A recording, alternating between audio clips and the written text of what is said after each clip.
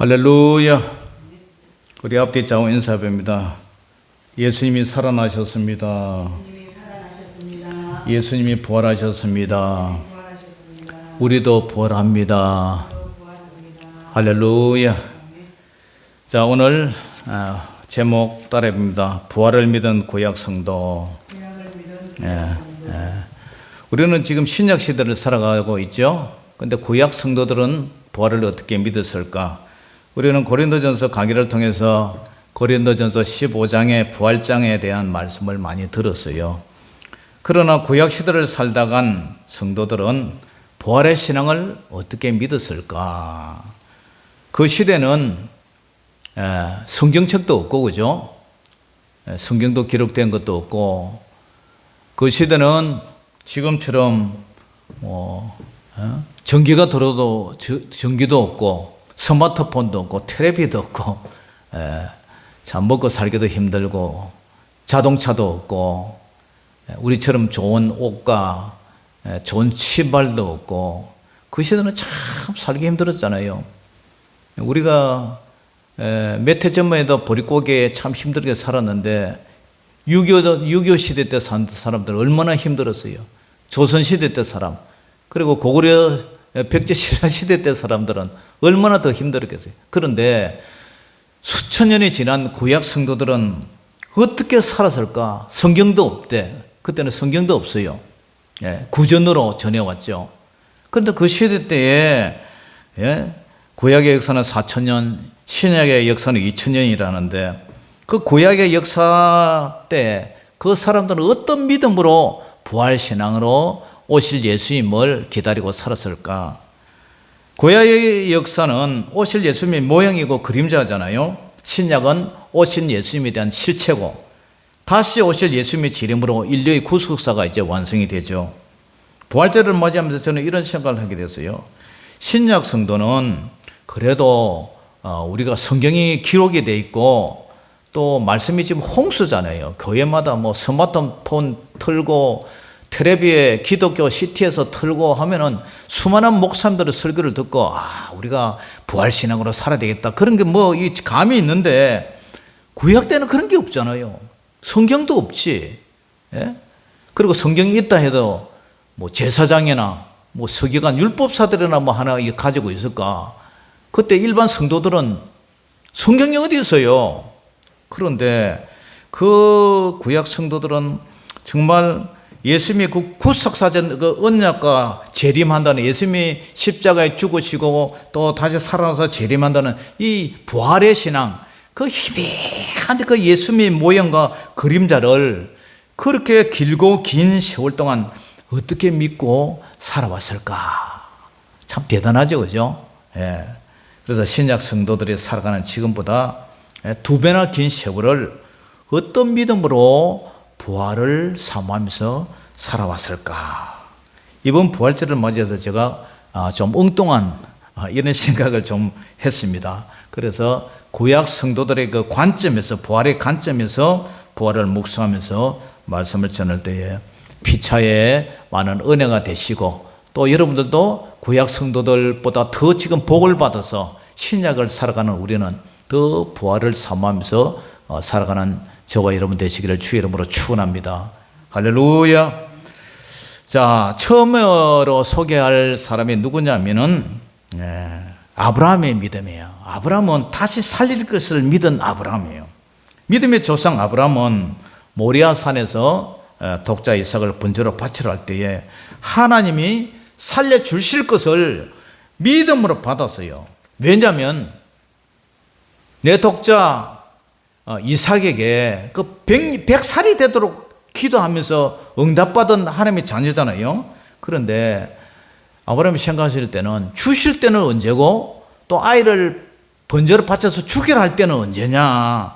그렇다면 하나님께서 저에게 약속했던, 그리고 네 씨가 하늘의 별같이 땅의 바닷가의 모래알같이 많아지겠다는 그 언약이 있다면, 아이를 죽였다면 살려낼 것이다. 왜냐? 아이가 없으면 어떻게 하늘의 별같이 자식이 바닷가의 모래알같이 되겠느냐. 그런 믿음을 가졌어요. 그래서 아브라함은 하나님이 살려주실 것을 믿고 믿음으로 독자 아들을 이렇게 하나님께 바친단 말이에요. 히브리서 11장 17절에서 19절을 보면 아브라함은 시험을 받을 때에 믿음으로 이삭을 드렸으니 그는 약속을 받은 자로 돼. 약속을 받은 자, 그죠? 하늘의 별같이 땅의 바닷가에 모래알같이 내 자식이 많게 하겠다. 그 약속을 받은 자로 돼. 그 외아들을 드렸단 말이에요, 하나님께. 그에게 이미 말씀하시기를 내 자손이라 칭할 자는 이삭으로 말미암으리라 했기 때문에 이삭으로 인해서 네 자식이 이렇게 많이 번성될 것이라는 걸 믿었단 말이에요. 그래서 그가 바로 아브라함이 하나님의 능히 이삭을 죽은 자 가운데서 어떻게 해요? 다시 살리실 줄로 생각한지라. 아멘. 그래서 비유컨대 그를 이삭을 죽은 자 가운데서 도로 어떻게 해요? 받은 것이라. 죽은 가운데서 받았다. 아브라함아 이삭을 갖다가 죽이지 마라. 그래서 죽은 자 가운데 도로 받았다. 아브라함이 모리아 산으로 3일 길을 갑니다. 왜 하필 3일일까요? 이건 명백히 우리 예수님이 3일 만에 죽은 지 3일 만에 살아날 것을 예표하는 사건이단 말이에요. 그래서 3일 길을 걸어가는 아브라함의 마음은 거의 무덤 속에 들어간 것 같은 그런 심정일 거예요. 두렵고 떨리고 답답하고 고민하고 고통스럽고 착잡하고 하나님의 약속이 정말 나에게 그런 약속을 주셨는데 정말 살아서 아이들을 다시 살려서 나에게 도로 주실까? 그런 생각이 안 들겠어요. 예? 그런데 이 사건을 통해서 히브리서 기자는 해석하기를 죽은 자 가운데서 도로 받은 것이라 이렇게 증거를 해요. 죽은 자 가운데서 도로 받은 것이 뭐예요? 이삭이 다시 살아날 것을 믿음으로 믿은 부활신앙을 말한 거예요. 부활신앙. 아브라함은 이런 믿음으로 독자 이삭을 하나님께 번제로 바친 것입니다. 야, 정말 과연 믿음의 조상 그 이름답습니다. 그죠? 대단합니다.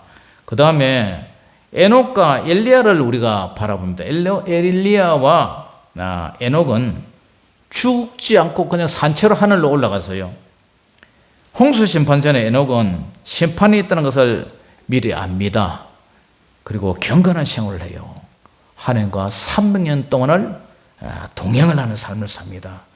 노아의 홍수 심판으로 하나님이 이 모든 인간들을 이 땅에서 싹 썰어버리겠다. 그 하나님의 계획을 알아요. 왜냐? 에녹의 아들 무두셀라의 이름이 보낸다. 뭐라고요? 보낸다. 보내버리겠다. 보낸다는 뜻이에요. 그게 뭐냐? 창세기 5장 계보연대를 계산해 보면은 홍수는 정확히 무두셀라가 죽던 해 시작돼요. 그때가 노아가 600세 되던 해였어요. 그가 죽는 날 홍수를 보내리라. 그가 죽는 날 홍수를 보내리라. 그 말이 무두셀라라는 이름이에요. 무두셀라는 성경에서 969세로 가장 오래 사는 인생이었어요. 그래서 에녹은 하나님의 그 계획과 하나님의 작정을 아시고 하나님의 홍수 심판이 있다는 작정에 따라서 어떻게 삽니까? 새 속에 물들지 않고 경건하게 하나님과 동행해요. 창세기 5장 21절에서 24절을 보면 에녹은 65세에 무두셀라를 낳았고 무두셀라를 낳은 후에 어떻게 해요? 300년을 하나님과 동행을 해요. 늘 하나님과 함께 손을 잡고 걸어가는 그런 삶을 살아서요. 그리고 그는 365세를 살았다.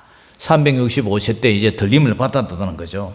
에녹이 하나님과 동행하더니 하나님의 그를 데려가심으로 세상에 있지 아니하더라.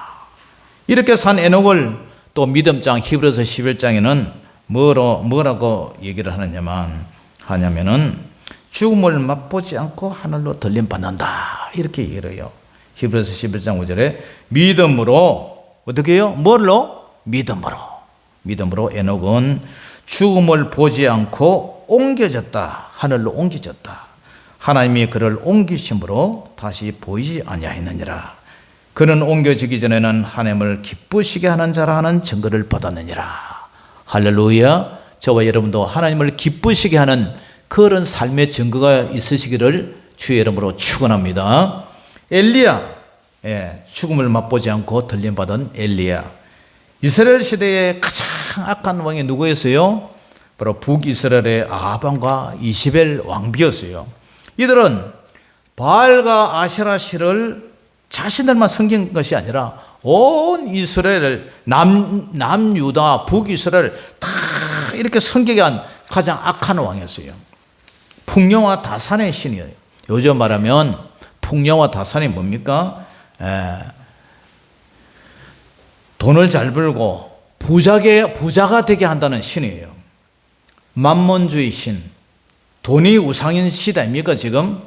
그때도 마찬가지예요. 이 사람이 사는 인생에 그죠? 과거나 지금이나 앞으로 미래나 돈이 최고라는 그러한 사상이, 그런 생각이 사람들을 지배하고 있어요. 지금에는 그때는 뭐 농사를 지으려면 비가 와야죠.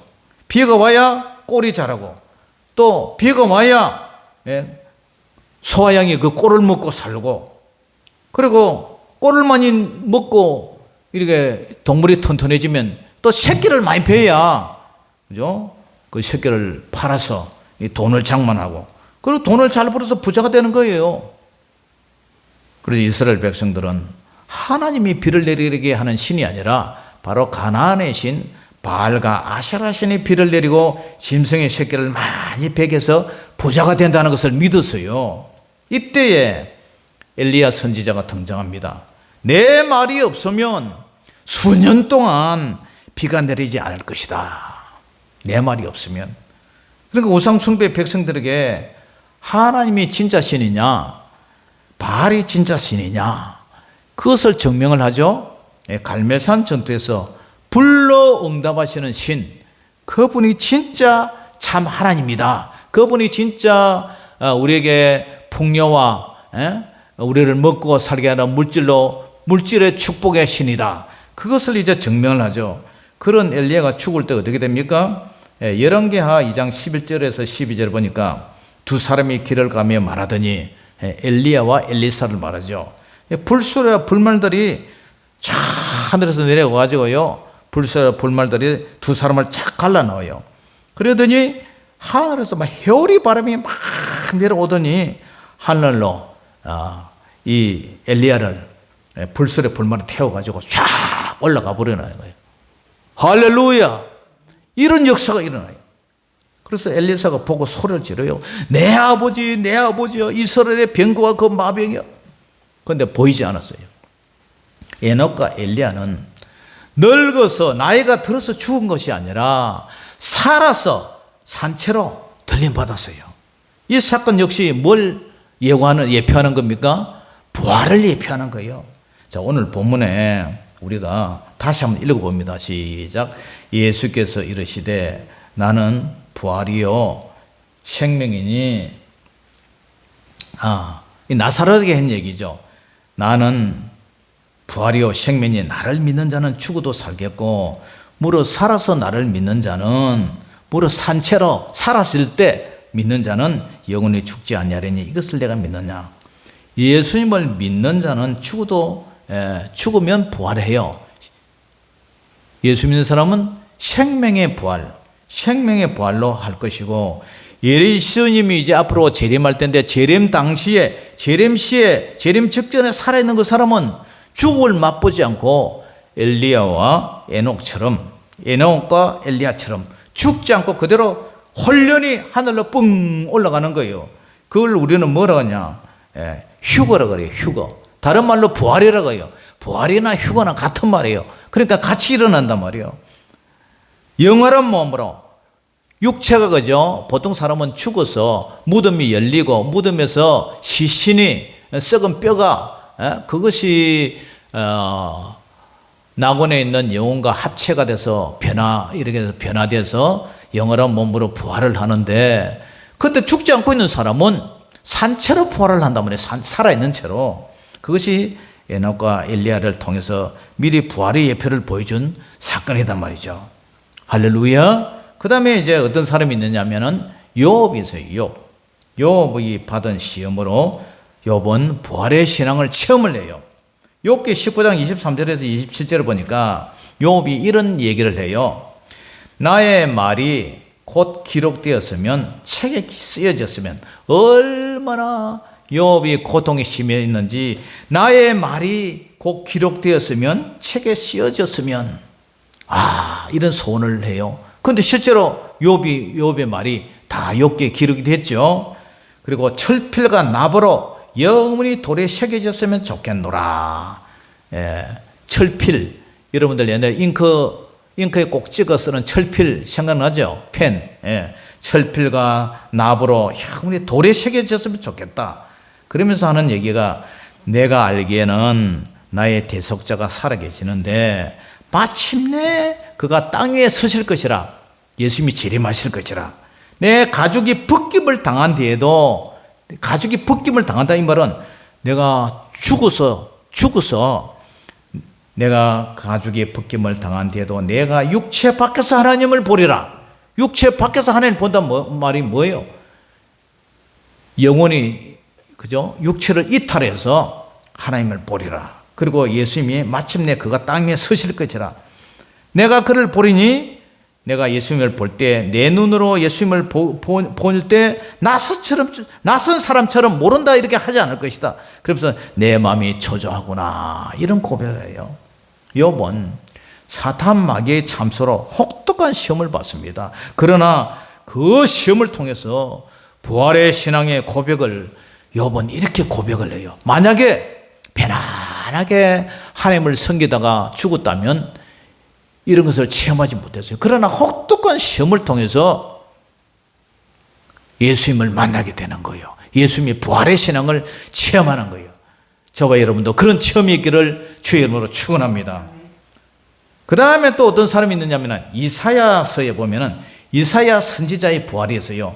이사야서 25장 6절에서 19절 사이에 있는 얘기인데, 제가 군데군데 읽어보면은, 만군의 여호와께서 이 산에서 만민을 위하여 기름진 것과 오래 저장했던, 그죠? 오래 저장했던 포도주, 그런 기름진 것과 이 산에서 만민을 위해서 온 세계 사람을 기름진 것과 오래 저장했던 그 포도주로 뭘 베푸신다? 연회를, 잔치를 베푸는 거예요. 잔치.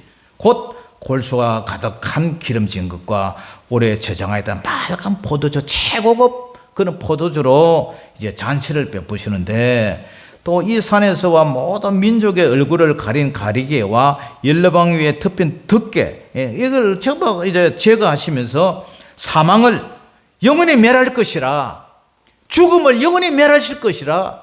그게 뭐예요? 그게 부활이죠. 새하늘과 새 땅에서 사는 거죠. 죽음을 영원히 없애버리니까. 그러면서 주 여호와께서 모든 얼굴에서 눈물을 씻기시며 자기 백성의 수치를 온 천에서 제하신다, 없애버린다. 여호와께서 이같이 말씀하셨느니라. 그리고 주의 죽은 자들이 어떻게 해요? 살아나고 그들의 시체들은 어떻게 해요? 일어나리다. 그리고 티끌에 누운 자들아, 티끌이란 뭐냐면 이 흙을 말하잖아요.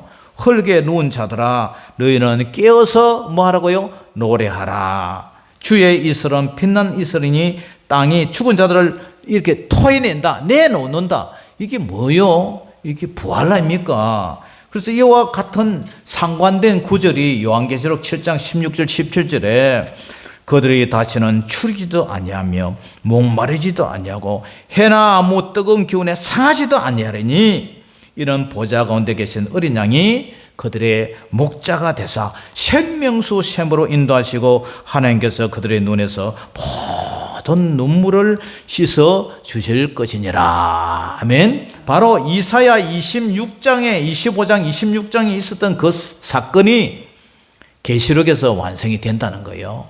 그러니까 이사야는 앞으로 다시 오실 예수님의 그 재림과 그 부활을요 미리 내다보고 예언해서 이렇게 기록을 했다는 거예요. 참 놀랍지 않습니까? 그러니까 이러한 희미한 말씀들을 붙잡고 살았다는 거예요.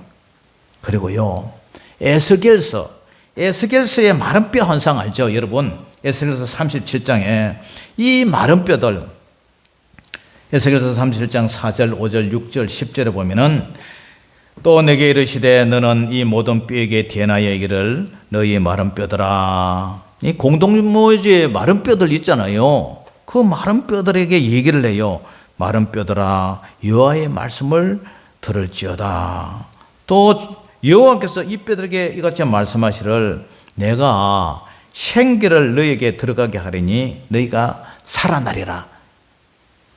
근사님, 공동묘지에 마른 뼈들이 있는데, 해골하고 마른 뼈들이 있는데, 이 에스겔이 이런 얘기를 지금 얘기를 하는 거예요. 마른 뼈들에게 생기가 들어가서 네가 살아난다. 그리고 이 마른 뼈에게 너희 위에 힘줄을 두고, 그죠? 힘줄을 두고 뼈에 힘줄이 들어가고, 그 다음에 살이 입히고 가죽이 덮이고, 그 다음에 생기가 들어가니까 너희가 살아나리라. 또 내가 예언절 너희가 알리라. 그러니까 어떻게 돼요? 그 명령대로 대언하였더니 내가 바로 에스겔이 그렇게 명령으로 하나님의 말씀을 대언했더니 어떤 일이 일어납니까? 생기가 그들에게 들어가며 그들이 곧 살아서 나서 일어난대요. 엄청난 큰 군대 같은 그런 사람들이 다 살아나더라 이 말이죠. 그리고 에스겔서 30장 12절에서 14절에도 그러므로 너는 대언하여 그들에게 이를 주 여호와께서 이같이 말씀하시기를, 에스겔 보고 대언을 하라고요. 내 백성들아, 내가 너희 무덤을 열고 너희로 거기서 나오게 하고 그리고 이스라엘 땅으로 들어가게 하리라. 이 이스라엘 땅은요, 포로 당시에는 바벨론에서 이스라엘 이제 본국으로 돌아가는 예루살렘 성이지만, 이게 미래로 봐서는요, 그 예루살렘이 하늘의 시온성 되는 새 예루살렘, 하늘 천국을 말하는 거예요. 할렐루야. 그리고 내 백성아, 너희 무덤을 열고 거기에서 나오게 한즉 너희는 내가 여호와인 줄 알리라. 하나님이 하신다는 거예요. 하나님이. 내가 또 내 영을 너희 속에 두어, 그죠? 생명을 주어서 너희가 살아나게 하고 내가 또 너희를 너희 고국 땅에 두리니 나 여호와가 이 일을 말하고 이런 줄 너희가 알리라. 여호와의 말씀이니라. 할렐루야.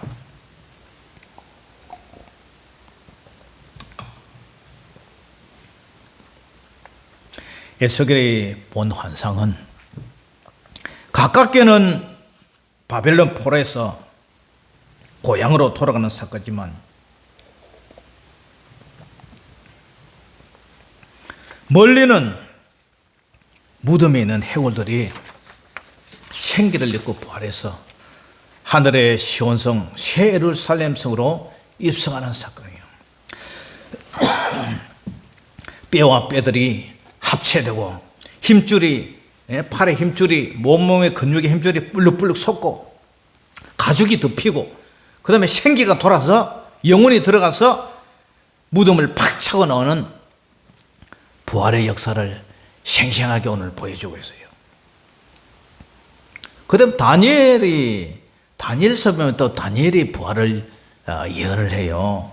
다니엘서 12장 1절에서 3절에 보면은 그때에 내 민족을 호연한 큰 군주 미가엘이 일어날 것이요, 또 환란이 있으리니 이는 개국 이래로 그때까지 없던 환란이 일어날 것이다. 그때 네 백성 중에 기록된 모든 자, 이 생명책에 하늘의 생명책에 기록된 자가 구원을 받을 것이라. 그러면서 땅의 티끌 가운데서 자는 자 중에, 여러분, 땅의 티끌 가운데 자는 자 중에는 죽어서 무덤 속에 자는 자죠. 흙이죠. 흙 속에 자는 자. 그런 사람이 많은 사람이 깨어나서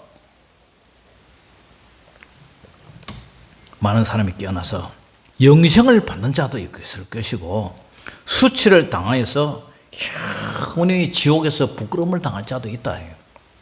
영생을 받는 자, 수치를 당하는 자, 양분이 된단 말이에요. 세례요한이 말했던 것처럼 알곡은 모아 곡간에 들이고 죽정이는 끄지지 않는 불에 태우리라. 그래서 다니엘서 12장 3절에 지혜 있는 자는 하나님을 경외하고 예수님을 아는, 예수님을 믿는 신실한 성도들은 궁창의 빛과 같이 빛날 것이요 많은 사람을 옳은 대로 도르게 한 자는 별과 같이 영원토록 빛나리라. 이 다니엘이요 벌써 수천 년 전에 이것을 갖다가 다가올 예수님에 대한 부활의 그 미래를 알고 이런 예언을 한 거예요. 물론 성령님께서 그렇게 역사하셨지만 여기서도 영생을 받는 자와 수치를 당하는 자, 이 두 갈래의 부활이 등장을 해요. 자, 오늘 우리가 읽었던 본문 한번 읽어봅니다. 시작. 이를 놀라게 여기지 말라. 무덤 속에 있는 자가 다 그의 음성을 들을 때가 오나니 선한 일을 행한 자는 생명의 부활로, 악한 일을 행한 자는 심판의 부활로 나오리라. 여기서 선을 행한 자는요, 참 그리스도인, 아까 에녹이나 엘리야나 그런 사람처럼 예수님을 신실하게 믿고 순종하는 자들을 말해요.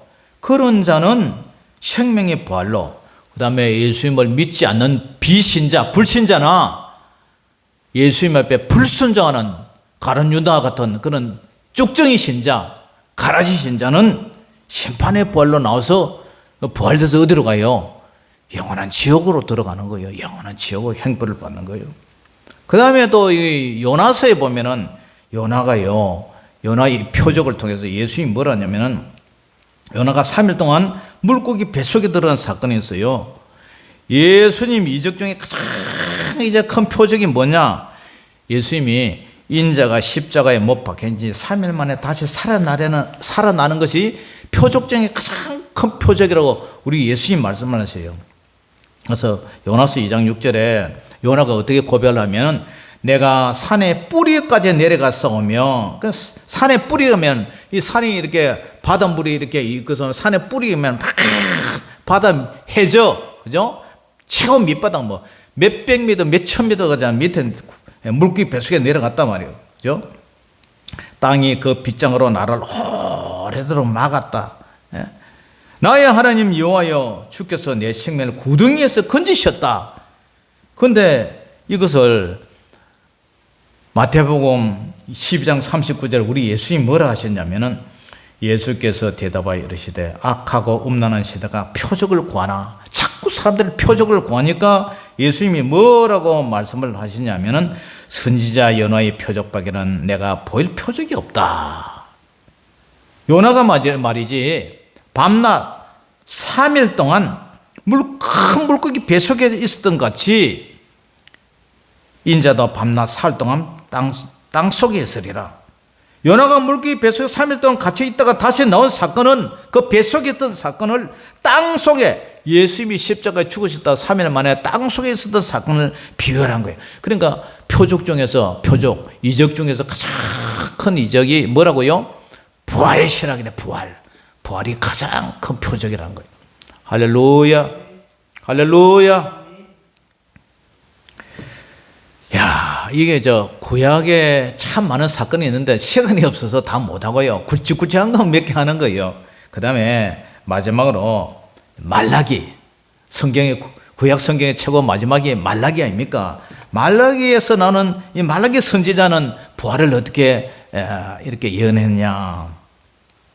말라기서 4장 1절에서 3절을 보니까 만군의 여호와가 이르노라, 보라, 앞으로 용광로 불 같은 날이 이를 것이다. 용광로 불. 여러분, 포항제철의 용광로 불 대단하죠, 그죠? 네, 쇠도 녹이고 수천 도의 그 온도 속에서 녹이잖아요.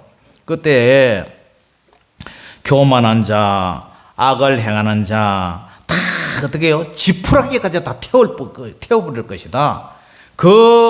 예수님이 재림하는 날, 그날에 그들을 살라서 뿌리와 가지를 남기지 않고 다 태워버릴 것이다. 그러나 내 이름을 경외하는 너희에게는, 하나님을 공경하고 하나님을 잘 섬기고 순종하는 너희들은 공의로운 해가 떠올라서 치료하는 강선을 비추려니 너희가 나가서 외양간에서 나온 송아지 같이 뛰리라. 바로 예수님이 재림한다는 거예요.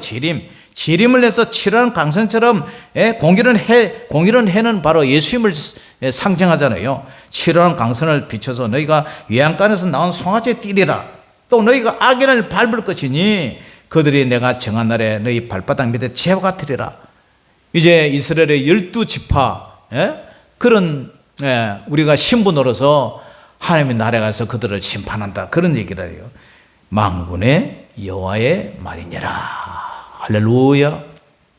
예수님은 용광로 불 같은 환난 심판을 통해서 교만한 자, 자 저를 보세요. 저를 보세요. 교만한 자, 악을 행하는 자, 지푸라기 같이 다 탄다. 뿌리와 가지를 남기지 않을 것이다. 그리고 7인과 7 나팔과 7 대접 환난. 그러니까 초림부터 예수님이 십자가 초림부터 재림까지 점진적으로 반복적으로 심화적으로 환난을 통해서 그날에는 용광로 불 같은 환난 심판을 통해서 믿음과 순종, 불순종 그걸 갖다 하나님이 골라낸다는 거예요. 다시 말해서 알곡과 가라지, 알곡과 쭉정이를 구별해서 그때 하나님이 구별하신다. 그래서 하나님을 경외하는 자는 치유라는 회복하는 부활의 강선을 쫙 비춰서 위안간에 송아지처럼 뻘떡뻘떡 튀어나서 부활의 영화로운 부활에 참여한다는 거예요. 다시 한번 우리 본문 봅니다. 시작. 이를 놀랍게 여기지 말라. 무덤 속에 있는 자가 다 예수님의 그의 음성을 들을 때가 오나니 선한 일을 행한 자는 생명의 부활로 악한 일을 행한 자는 심판의 부활로 나오리라. 할렐루야. 성경에 그죠? 구속사적으로 이 모든 시대마다 그 옛날의 선지자들이 다 이런 부활신앙을 예고를 했단 말이죠. 그 외에도 뭐 시편과 엘리야와 엘리사 때 죽은 자가 막 살아났죠. 결국은 시간이 없어서 다 말 못하지만 결국은 죽은 사람도 살아난다. 이 부활의 그림자, 부활의 모형을 보여주는 사건이에요. 그 옛날에는 구약시대 때는 스마트폰도 없고 텔레비도 없고 구약 성도 때는 지금의 우리의 삶과 비교하면 참 먹고 사는 거, 삶의 질 비교가 되지 않을 정도로 어려운 시대에 살았어요. 그렇지만 그 사람들은 부활의 신앙으로 살았다. 차도 없고 전기도 없고 가스도 없고 세탁기도 없고 밥솥도 없고 뭐 전기감도 뭐 가전제품이 있어요. 그런 비참한 삶 속에 살면서도 어두운 시대에 살면서도 그들의 마음에는 성경책도 없어요. 그런데도 그 마음에는 예수님이 되면 희미한 그 부활의 신앙을 마치 연약한 연줄 같은 그런 신앙을 부여잡고 믿음으로 살았단 말이에요. 대단하죠, 그죠? 대단해요. 사랑하는 성도 여러분, 사람이 죽으면 육은 죽어 무덤 속에 있지만 그 영혼은 낙은 아니면 음부에서 대기하고 있어요. 다른 말로 천국과 지옥이에요. 그러나 예수님이 재림하시면 죽은 육체와 영혼이 합체돼서 결합되어서 영원한 몸으로 다시 살아나는 거예요. 알곡은 모아 곳간의 시하늘과 식당으로 들어가고 쭉정이와 가라지는 영혼이 꺼지지 않는 불못이 지옥으로 떨어진다는 거예요. 그러니까 우리는 오늘도 지옥으로 떨어져서 그것도 부활의 몸으로, 부활된 몸으로 떨어져 죽는 거예요. 영혼이 고통당하는 거예요. 이를 놀라게 여기지 말라. 무덤 속에 있는 자가 다 예수님의 음성을 들을 때가 오나니 선한 일을 행한 자는 생명의 부활로, 악한 일을 행한 자는 심판의 부활로 나오리라. 사랑하는 성도 여러분, 구약의 4,000년의 기나긴 역사 속에서도 주님에 대한 희미한 그런 그림자 속에서도 구약 성도들은 멀리서나마 믿음으로 살았어요. 부활의 신앙을 가지고 있는 그 믿음으로 우리 주님이 부활을 사모하면서 믿음으로 부활신앙으로 살아왔음을 성경은 오늘 다 이렇게 증거를 하고 있어요. 신약을 살아가는 우리도 잠자는 자들의 첫 열매가 되신 우리 예수님처럼 성령 하나님의 능력과 그 그분을 의지해서 믿음과 삶과 믿음이 일치가 되는 그런 선한 일에 순종하는, 선한 일을 향한 자는 생명의 부활로, 다시 말해서 선한 일에 순종하여 생명의 부활로 들림받고 휴거받는 저와 여러분 되시기를 주 이름으로 축원합니다. 기도하겠습니다. 사랑의 아버지 하나님, 오늘 감사합니다. 선한 일을 행한 자는 생명의 부활로, 악한 일을 행한 자는 심판의 부활로 나온다는 이 말씀처럼 우리가 늘 선한 자, 하나님이 기뻐하시는 자, 에녹처럼 또 주님과 동행하는 그런 삶을 살아서 생명의 부활로 부활하여서 영원히 새하늘과 새 땅에서 주님과 함께 살 수 있는 그런 은혜와 축복을 다하여 주시옵소서. 예수님 이름으로 감사하며 기도 올리옵나이다. 아멘. 자, 우리 찬양하면서 준비한 예물 드리겠습니다.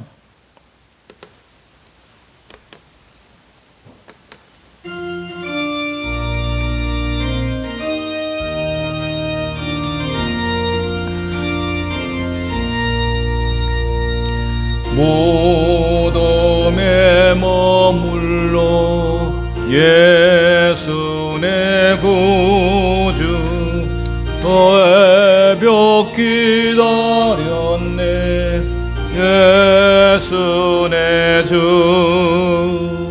원수를 다 이기고 무덤에서 살아나셨네 어둠을 이기시고 나와서 성도 함께 길이 다스리시네 사셨네 사셨네 예수 다시 사셨네 헛되이 지키네 예수 내 구주 헛되이 봉하네 예수 내 주 원수를 다 이기고 무덤에서 살아나셨네 어둠을 이기시고 나와서 성도 함께 길이 다스리시네 사셨네 사셨네 예수 다시 사셨네 거기 못 가두네 예수 내 구주 우리를 살리네 예수 내 주 원수를 다 이기고 무덤에서 살아나셨네 어둠을 이기시고 나와서 성도 함께 길이 다스리시네 사셨네 사셨네 예수 다시 사셨네.